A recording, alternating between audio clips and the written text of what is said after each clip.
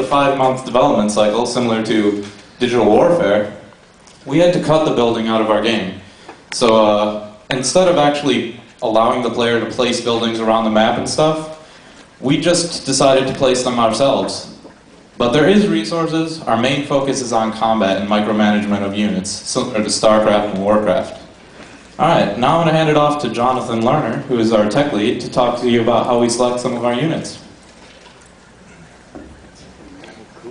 Alright, Justin just forgot to cover our units. We have 4 units. We have an Alpha Wolf, which is like a hero unit. It basically acts like a hero class in Warcraft 3, if you ever played it. Warcraft 3, I mean. Anyway, it has a few special abilities that are unmatched by the other wolves. Then we have the Mystic. It's a ranged caster and it's a healer. Then we have the Warrior. It's a melee unit, means it's meant to act as a tank, take all the damage instead of the Mystic.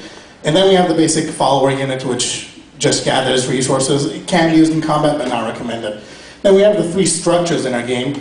We got the Den used to produce the followers and rebirth the Alpha in case it dies. It also acts as a hub for where you bring all your resources. After that, we got the Totem. You use that to convert followers into mystics. Also acts as a turret. It basically hurts anything that comes close to it. Then we have the shield.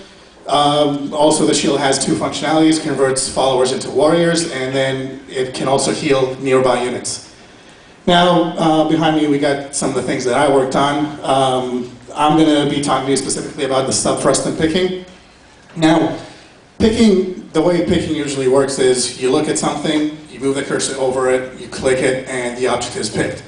What I do to select multiple objects, like you normally do in RTS games, I got to explain what a frustum is first. As you see, the green square there is basically your screen, which is where you start to see things, and the yellow is about as far as you can see.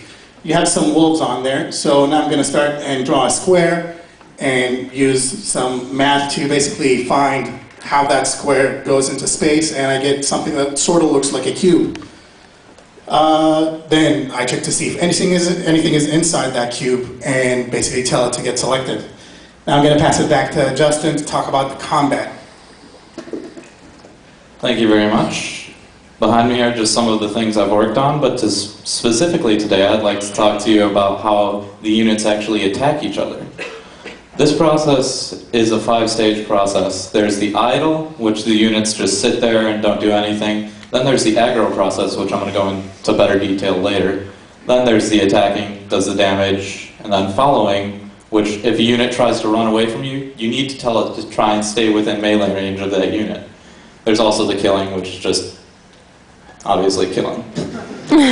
Now, let's see what would happen if our game didn't have aggro. The white wolf is your wolf, black wolves are the enemy wolves. I'm going to have him run around the enemy wolves just to see what it looks like.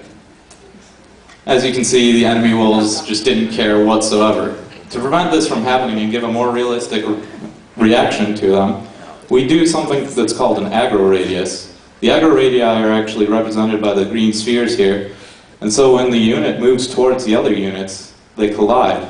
I can do a simple sphere-to-sphere collision check on this to see when they're colliding and where they're colliding at.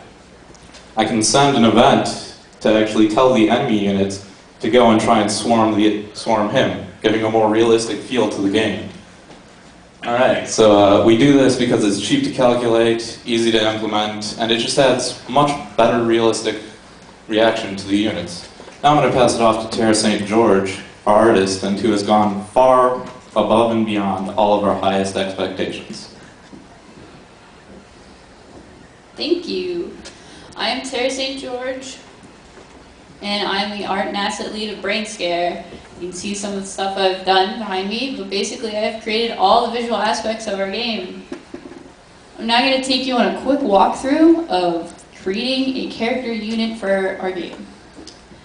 You see here, this is the concept art for the Mystic unit, and creating a concept art is not just drawing something, you also kind of have to research it. As you can see here, I have some Native American artifacts, which are also magical in nature, which I've included with the concept of the Mystic unit. After the concept is done, It is then modeled, and this model is kind of more like a shell made of geometry. In this case, it is triangles. Now, after the model is created, it is then laid out on a 2D surface, so it is better painted. Well, the model isn't really laid out, its UVs are. And as you can see, there's a simplified version of this using a cylinder.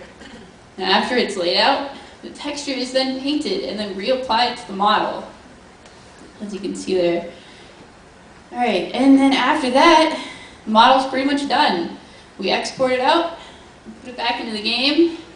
We add special effects and animations, and the programmers code it all in so it looks real and animates and pretty much is brought to life. Now, I'm going to hand it off to Alex, who has made most of my 2D assets possible in game.